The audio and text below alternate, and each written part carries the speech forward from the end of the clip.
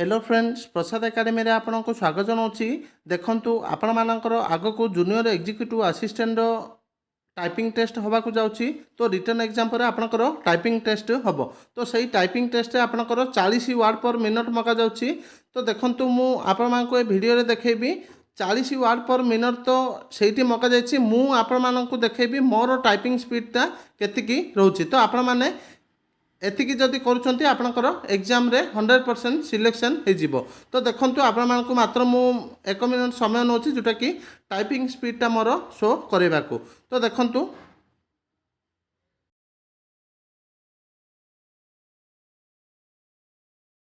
देखंतु आपण माने जेबे एग्जाम रे टाइपिंग स्टार्ट करिवे तो आपण मानकर फास्ट हाथ गोड़ थरिबो। तो आपण मानकर सेठी जो 10 मिनिट समय दे जिवो 1 मिनिट आपणकर हाथ गोड़ थरिकी ही सेठी नष्ट हो जिवो।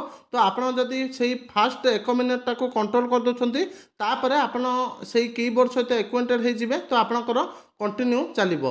ता सहित मु कहबाकू चाहूछि कि आपण माने चाहूचंती कि जदि जूनियर एग्जीक्यूटिव असिस्टेंट रो এই टाइपिंग टेस्ट को क्लियर करने तो आपण मैंने आगु प्रैक्टिस करथिबाकू पड़िबो। तो आपण मानकर आगु minimum 35 word per minute speed होउथिले एबे आपण माने जहाँ भी 2-3 मास समय मिलिबो सेथिरे आउ 10 स्पीड आपण माने करि परिबे।